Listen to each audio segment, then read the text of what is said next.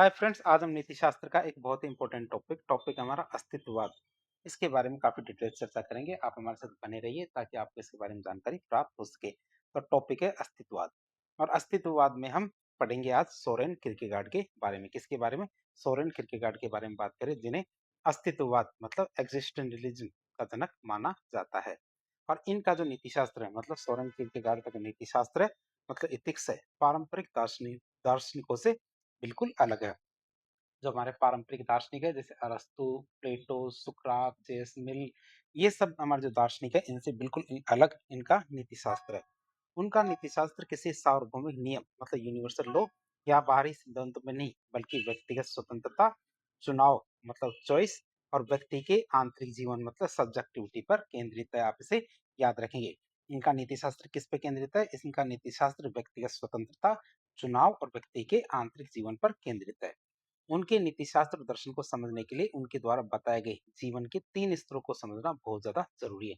तभी हम उनके नीतिशास्त्र को समझ पाएंगे। और 3 स्तरों की बात करें तो कौन से 3 स्तर है? पहला स्तर आता है हमारा सौंदर्यात्मक अवस्था, द एस्थेटिक स्टेज।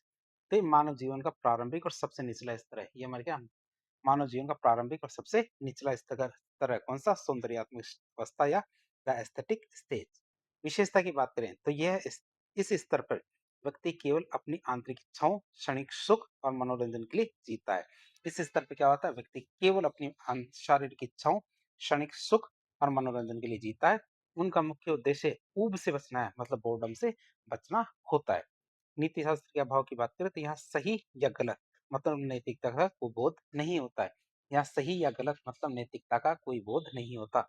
व्यक्ति किसी भी चीज या किसी भी रिश्ते के प्रति गंभीर रूप से प्रतिबद्ध नहीं होता है। व्यक्ति क्या किसी भी चीज या रिश्ते के प्रति गंभीर रूप से प्रतिबद्ध या कमिटेड नहीं होता है। अब बात करें इस अवस्था की, कौन सी अवस्था? सौंदर्यात्मक अवस्था के परिणाम क्या होते हैं? तो हमारे केकेगार्ड के अनुसार देखें तो किरकेगार्ड के अनुसार केवल सुख के पीछे भागने का यह जीवन अंततः क्या है? व्यक्ति को गहरी निराशा और खालीपन की ओर लेके जाता है। सुख के पीछे भागने वाला ये जीवन क्या करता है? अंततः व्यक्ति को किधर लेके जाता है? गहरी निराशा और खालीपन की ओर लेके जाता है, जो उसे क्या अगले स्तर पर जाने के लिए प्रेरित करता है। जो उसे क्या करता है? अगले स्तर पर जाने के लिए प्रेरित करता है। और अगला स्तर कौन सा आता है? द एथिकल स्टेज मतलब नैतिक अवस्था।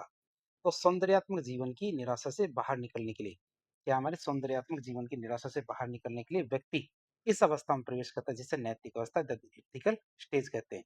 और ये चुनाव उसे स्वयं को करना होता है। इस अवस्था में आने का जो चुनाव है उसे स्वयं को करना होता है। बात करें इस अवस्था की विशेषता की, जहाँ व्यक्ति समाज के नियमों, कर्तव्यों और सार्वभौमिक कानूनों को स्वीकार करता है। यहाँ क्या करता है? व्यक्ति समाज के नियमों, कर्तव्यों और सार्वभौमिक जो कानून है उनको स्वीकार करता है। बात करें इसमें नीति शास्त्र का उदय होता है, तो इस स्तर पर व्यक्ति अच्छे और बुरे और सही और गलत इनके बीच में अंतर करना सीख जाता है। इस स्तर पर व्यक्ति क्या अच्छे और बुरे, सही और गलत के बीच अंतर करना समझ जाता है। और वो अपनी कार्य की जिम्मेदारी खुद लेता है। अपने कार्य की जिम्मेदारी खुद लेता है। यदि कार्य गलत हो जाए तो उसकी जिम्मेदारी भी वो खुद लेता है। और जीवन में प्रतिबद्धता जैसे विवाह, ईमानदारी, कर्तव्य निष्ठा को भी अपनाता है। बात करें इसकी सीमाओं की, हालांकि ये स्तर बहुत अच्छा है, लेकिन सोरेन किरकेगार्ड मानते हैं कि केवल सामाजिक नियमों का पालन करना मनुष्य के पूर्ण विकास के लिए पर्याप्त नहीं होता। तर्क और सामाजिक नैतिकता इंसान को ईश्वर तक नहीं ले जा सकते। क्या? तर्क और सामाजिक नैतिकता क्या इंसान को ईश्वर तक नहीं ले जा सकते। इसलिए तीसरी अवस्था आती है। वो कौन सी अवस्था आती है? धार्मिक अवस्था, द रिलीजियस स्टेज। तो ये हमारे सोरेन किरकेगार्ड के नीति शास्त्र का सर्वोच्च शिखर है। कौन सा धार्मिक अवस्था? क्या है? सोरेन किरकेगार्ड का नीति शास्त्र का सर्वोच्च शिखर है। इसमें लगाई जाती है कौन सी? आस्था की छलांग, लीप ऑफ द फेथ। तो नैतिक अवस्था में धार्मिक अवस्था में नैतिक अवस्था से धार्मिक अवस्था में जाने के लिए तर्क या बुद्धि काम नहीं आती। क्या? तर्क या बुद्धि काम नहीं आती, बल्कि व्यक्ति को ईश्वर पर पूर्ण विश्वास करते हुए व्यक्ति को क्या ईश्वर पर पूर्ण विश्वास करते हुए आस्था की छलांग लगानी पड़ती है। और इसमें क्या होता है? नैतिकता का निलंबन होता है। बात करें नैतिकता के निलंबन की, तो ये सोरेन किरकेगार्ड का सबसे प्रसिद्ध विचार है, जिसके अनुसार कभी कभी ईश्वर के प्रति पूर्ण और व्यक्तिगत आस्था के लिए सामाजिक नैतिकता के नियमों को पीछे छोड़ना या फिर निलंबित करना पड़ता है। किसको? सामाजिक नैतिकता के नियमों को निलंबित या पीछे छोड़ना पड़ता है। फिर बात करें इसके लिए उन्होंने इब्राहिम का उदाहरण दिया। इब्राहिम के उदाहरण की बात करें तो उन्होंने बाइबल के इब्राहिम का उदाहरण दिया, जिन्हें ईश्वर ने अपने ही प्रिय बेटे की बलि देने का आदेश दिया था। और सामाजिक नैतिकता के अनुसार देखें तो ये हत्या या फिर पाप है। लेकिन धार्मिक अवस्था के आस्था के स्तर पर आने के बाद यह ईश्वर के प्रति उनका पूर्ण समर्पण था। और इस अवस्था में व्यक्ति सीधे ईश्वर के प्रति जवाबदेह होता है, समाज के प्रति जवाबदेह नहीं होता। तो सोरेन किरकेगार्ड की हमने तीनों अवस्थाएं देख ली, एस्थेटिक स्टेज, नैतिक अवस्था और हमारी धार्मिक अवस्था।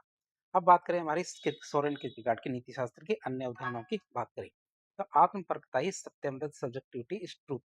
तो किरकेगार्ड का मानना था कि नैतिक सत्य की कोई ऐसी वस्तु नहीं है जिसे विज्ञान की तरह खोजा जा सके। क्या नैतिक सत्य कोई ऐसी वस्तु नहीं है जिसे विज्ञान की तरह बाहर खोजा जा सके। सच्ची नैतिकता व्यक्ति के भीतर, सच्ची नैतिकता क्या है, व्यक्ति के भीतर होती है। और व्यक्ति जिस सत्य को गहराई से महसूस करता है, जिसके लिए वह जीने मरने को तैयार है, वही उसका वास्तविक सत्य होता है। फिर स्वतंत्रता चिंता की बात करें, मतलब फ्रीडम और निष्ठ की बात करें, स्वतंत्रता चिंता की, जब मनुष्य को यह एहसास हो जाता है कि वह अपने जीवन के निर्णय लेने के लिए पूरी तरह से स्वतंत्र है। क्या, जब व्यक्ति को या मनुष्य को यह एहसास हो जाता है कि वह अपने जीवन के निर्णय लेने के लिए पूरी तरह से स्वतंत्र है, तो वह यह असीमित स्वतंत्रता उसमें एक प्रकार की गहरी घबराहट और चिंता पैदा करती है। और यही चिंता उसे नैतिक और अंततः धार्मिक निर्णय लेने के लिए मजबूर करती है। अब हमारे सोरेन किरकेगार्ड के हमारे भीड़ का विरोध करते हैं। किसका विरोध करते हैं? भीड़ का विरोध करते हैं।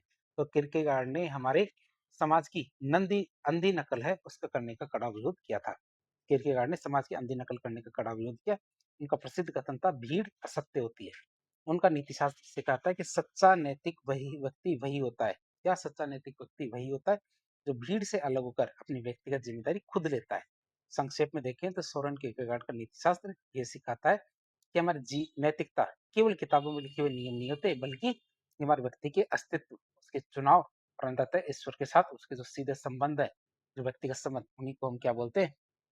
क्या नैतिकता कहते हैं। तो इस तरह आज एक लेक्चर के जरिए हमने सोरेन किरकेगार्ड का नीति शास्त्र जानने की कोशिश की। तो इस प्रकार के इन्फॉर्मेटिव वीडियो देखने के लिए हमारे चैनल से जुड़े। वीडियो यदि पसंद आया तो वीडियो को लाइक करें, चैनल को सब्सक्राइब करें, अपने दोस्तों का शेयर करें। धन्यवाद।